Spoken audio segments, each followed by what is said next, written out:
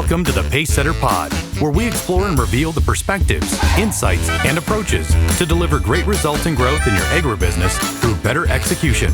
Here's your host, the Integration Pacesetter, Joe Mosier. Welcome, Pacesetters of Agribusiness, to another episode of the Pacesetter Pod, where we amplify voices from across the agricultural industry. We aggregate those perspectives and work to elevate our collective thinking around strategy execution. I'm your host, Joe Mosier, and thanks as always for tuning in today. You know, one of the ways that we support agribusinesses in the process of activating and executing their strategies, and namely with cooperatives in this context, is facilitating board retreats. Many co-ops do these retreats annually. Others perhaps do them every other year. But they are these incredibly important moments in time where everyone, board directors, management team members, are extracted from their day-to-day obligations. And then they spend generally 2 to 3, maybe even sometimes 4 days reviewing and validating company strategy, intimately examining management's proposals for what to do in the next year, both from a capital and non-capital investment standpoint, and really getting aligned around what activities, what priorities, and efforts will be the headline in the year ahead. Some people love it. Some people hate it. Many people in the middle simply tolerate it. But when they're planned well and executed strongly, these retreats have enormous benefits company-wide. Why is that? Well, that's something I'm going to talk about here in just a couple of minutes. But before we do that, though, I want to share something that I started doing about 1.5 years ago, 2 years ago, I guess, as kind of a soft, unofficial, informal test. And we did this with a number of client organizations that we partner with around this idea of both when we're in a strategic planning process, but also specifically in the preparation for board retreats. As part of my preparation, I'll often have conversations clearly with the management teams, but also with members of the board. Sometimes this is limited to officers of the board. Sometimes it's more broadly a subset of the board. And there's been even sometimes where I speak one-on-one with every single director that sits in that group. And that really depends on the engagement, the health of the organization, what we're trying to accomplish. But in all of those conversations, regardless of who I'm talking to, how many people, et cetera, in all those conversations, I start with an ostensibly simple question. And it's meant not to put people on the defensive, but to disarm them and level set. And I'll simply say, explain to me the strategy of the co-op. Or sometimes I'll take a more derivative approach and I'll say, what are the co-op's strategic objectives? Sometimes that's an easier way to ask it. Now, the good news is that I always get an answer. I've never once gotten crickets as a response, which is that's a good thing. The sometimes less encouraging news is that the answers I get tend to differ a bit. Sometimes they meander, and oftentimes they're relatively general in nature. They don't feel cohesive when you're moving from one conversation to the next. It's hard to get the clear theme of what is the strategy. You'll hear a lot about we're here to serve our members' interests. We're here to provide access to the marketplace, but that's more the co-op's reason for being. It's not really the strategy per se. Now, this is not a criticism. In fact, this is an opportunity, and it's something that I'd like to talk about today.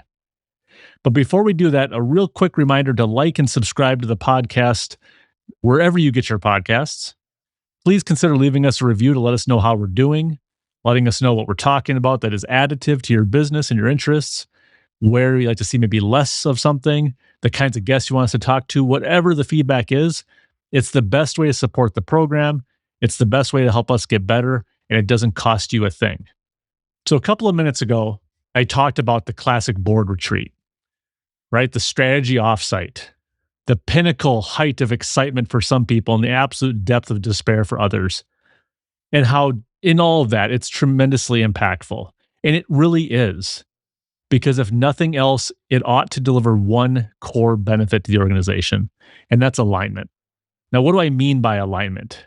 Pretty simply put, alignment for me in this context is everyone understands where the company is going and why, right? Where are we going and why? It's a relatively simple challenge, it would seem, when you say it. But again, those conversations I have with board members tend to show that there's a lot of drift that occurs. And perhaps this is lack of practice. Perhaps it's lack of focus in the front end, educating people. Perhaps we take it as a given once we've agreed and we move on into tactics.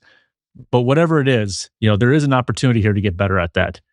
Now, classically, we talk about this in terms of, alignment around what we're doing, where we're going, and why. We talk about this in terms of aligning the organization down deeper than the executive team, right? It's about the rank and file, the staff.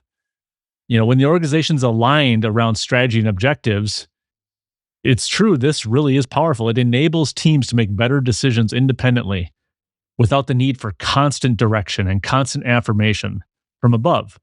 It's a real enabler and liberator to go ahead and execute the strategy. But I think only looking down into the organization is quite limited thinking. Alignment's a positive the other direction too, at the board level, especially and particularly in co-ops. Now, obviously, boards, they play a very key role in everything they do around alignment. They play a key role in ensuring that management's activities and focus and the results that they're delivering and the decisions they're making are all aligned to the strategy, right? That's ultimately what the board is there to do, is what we're doing in pursuit of the vision of the future we're trying to create. Are we doing it the right way?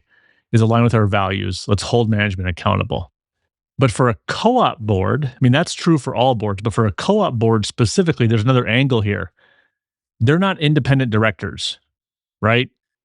Typically, the board members of co-ops, unless you're a larger federated co-op, if you're a local farmer-owned entity, there's not independent directors that are flying in for the meetings, that spend a couple of days advising leadership, holding management accountable, asking tough questions, and then flying out, right? Co-op board members are members of the community. And they're representatives of the co-op in that community. And they are party to what the co-op is doing and the results that it's earning. So they need to be an agent of alignment with the stakeholders. The alignment the board has to the strategy needs to be felt and sort of spread out and spread the word within the larger member owner community. And this is everything from things like capital decisions on new asset builds, procuring new rolling stock, things like that.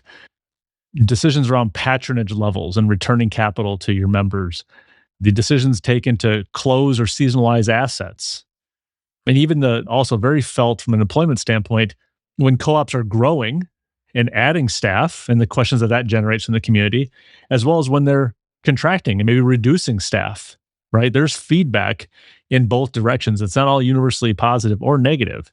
Adding staff can feel exciting and new because it's a signal of growth, but it can also cause some questions in the community. Why are they adding staff when I'm struggling on the farm? Similarly, reducing headcount can feel like, we're really right-sizing the costs relative to the opportunity and providing the best level of service and long-term value to our members. But people are saying, why did you fire Bob? So I digress. The board doesn't execute those specific decisions, but they do own them because they're in this unique situation where they're representatives of the co-op in the communities where they live. And what's interesting here is the extent to which those board members are able to articulate the strategy while defending decisions, particularly unpopular decisions, is a real hallmark of long-term success. And so this brings me back to my pre-retreat conversations with board members. If I ask, okay, Mr. or Mrs. board member, board officer, board director, what is the strategy and what are the strategic objectives? And if I get different answers, or even just wandering versions of the same answer, what I see here is the opportunity for strategy slippage. And where does that slippage show up? It's not a boardroom concern. I'm not worried about 12 members sitting in a room and having slightly different versions of the same answer amongst each other because they're kind of calibrating and there's alignment there. No, this is a problem that shows up outside the four walls of the board retreat or the board meeting. This shows up at the church basement fish fry. It shows up at the diner in town over breakfast. It shows up at the 4-H fair. So imagine this familiar scenario. And I'm guessing whether you're a board member that's listening in or a management team member or a GM, this is going to sound familiar. But, a farmer walks up to a board member that's at an event right? Somewhere in the public. That farmer approaches and just starts asking some questions. Why'd you turn our local elevator? Why'd they seasonalize that elevator? They're going to take bushels at harvest, but once they fill up, that's it. They're not going to take non-harvest bushels anymore. And I got to drive 15 more miles down the road to deliver my grain. Or, why was my patronage down this year? We're hurting. Our input costs are up. Prices are rising. Fuel is up. So I get a smaller check than I've gotten in the last 3 or 4 years, but I see all these new applicators that are sitting on deck ready to get out in the field this spring. Or, I loved my agronomist. She was outstanding. She knew my operation. She knew my production history. She knew the practices that we had on the farm. She knew what we needed, and we had a good trust and relationship. We had that credibility. And she got reassigned because you guys all shifted territory alignments to get them focused on smaller territories serving more growers. You took something away from it.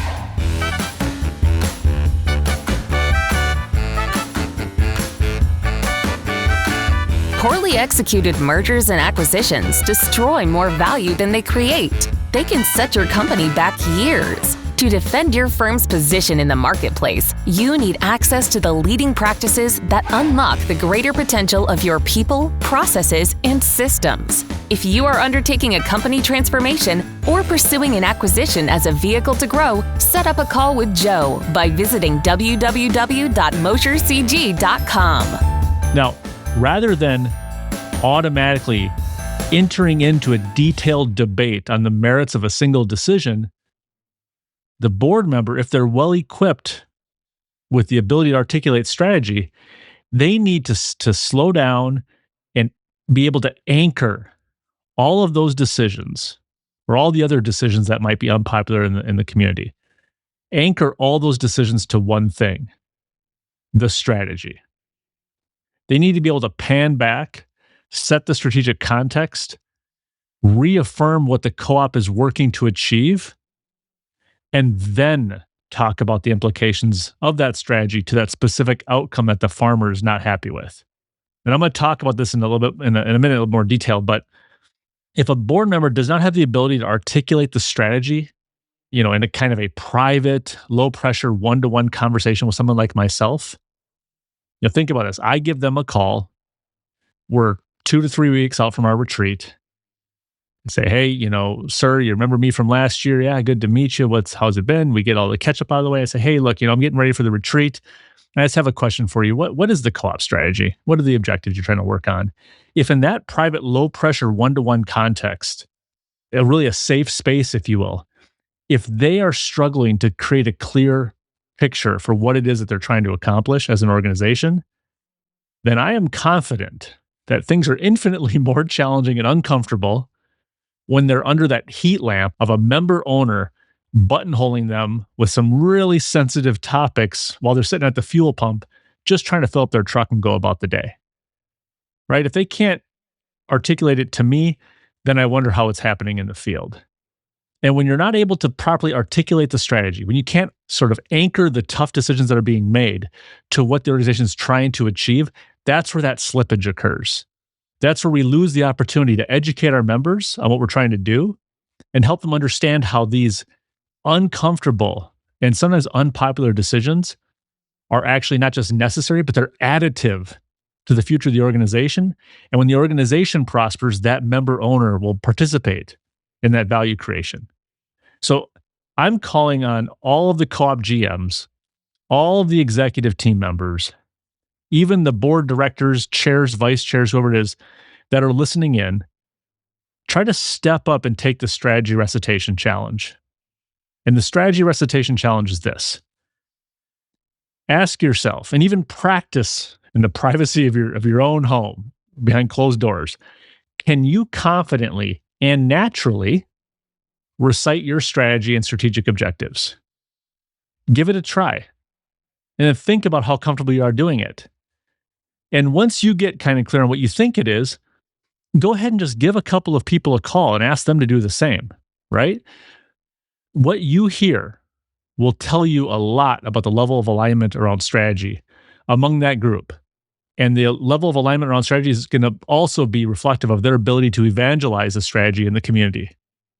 And right now, in this type of economic conditions that we are in within agriculture and the stress that's upon the cooperative system, our ability to be aligned to strategy and to evangelize it in the community is absolutely critical.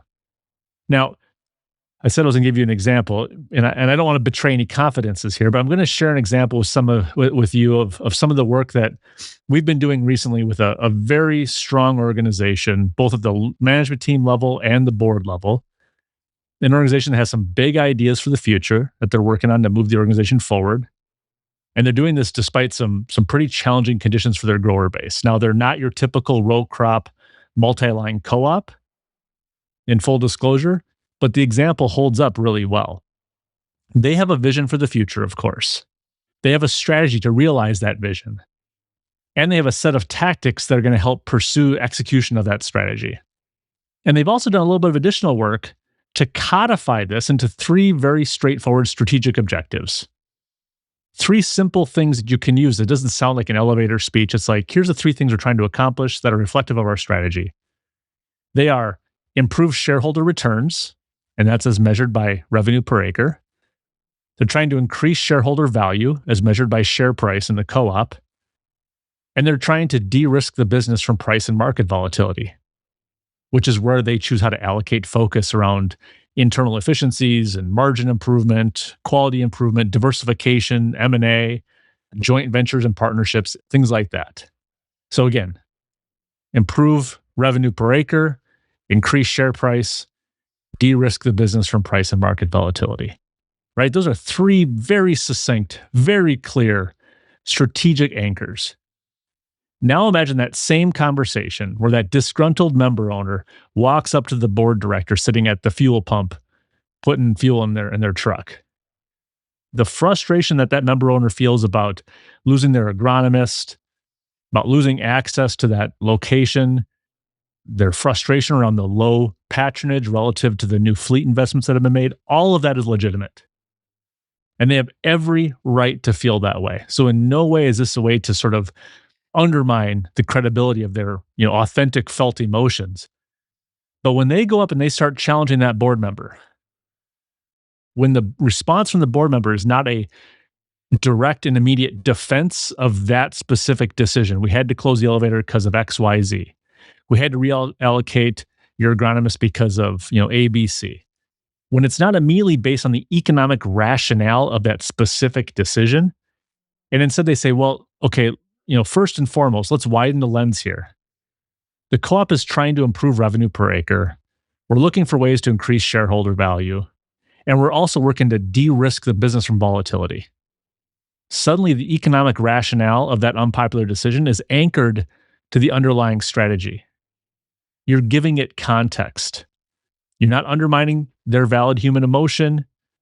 You're not getting defensive and explaining why they're wrong. But you're leveling up the conversation. You're gaining altitude and helping to tie the strategy back to the decision. What happens here is the board member is more confident in their response. The decision in question is more defensible in its strategic context. And you have opportunistically continued to educate your member base on your strategy. The argument around the decision may continue. It may likely continue. But now it's at least upon that sound foundation of what the strategy is for the organization.